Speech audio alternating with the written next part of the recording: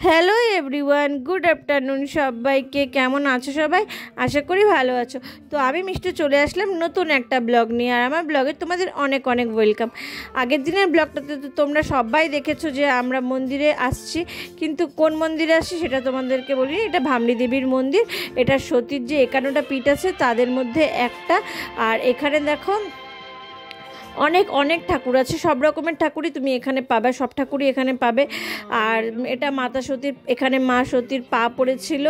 আর মন্দিরটা আগে এত সুন্দর আর এত বড় ছিল না, খালি মাটি ছিল আর বেড়ার ছিল। আর অনেক বছর পরে এখন মন্দিরটা অনেক সুন্দর হয়েছে, পুরো মন্দিরটা পাকা হয়ে গেছে, লাইট, অনেক লোকজন সবসময় সবাই আসে এখানে পুজো দিতে। কিন্তু আগে এত লোকের ভিড়ও ছিল না, কেউ জানতো না যে এখানে সতীর পা পড়েছে। তো এই মন্দিরটা অনেক বছর থেকে এখানে, এই মন্দিরটা অনেক জাগ্রত। সতীর পা বুঝতেই পারছো। তারপরে হচ্ছে এরকম একটা ফরেস্টের ভিতরে, এখানে অনেক সন্ধ্যার পরের থেকে কেউ থাকে না, অনেক হাতির উৎপাত হয়। আর দেখো কি সুন্দর লাগছে মহাদেবটাকে। আর এই যে সতীর পা পড়েছে, এখান থেকে হচ্ছে আমার ভাইয়ের বউ সিঁদুর নিয়ে নিচ্ছে। আর এই যে দেখো বেবি এখানে দাঁড়িয়ে আছে। তো ভিডিওটা আজকেও আমি এখানেই শেষ করছি। ভিডিওটা ভালো লাগলে একটা লাইক করে দিও। Tata, bye bye. নেক্সট ব্লগের জন্য চোখ রাখো, নেক্সট ব্লগে আরও পুরো মন্দির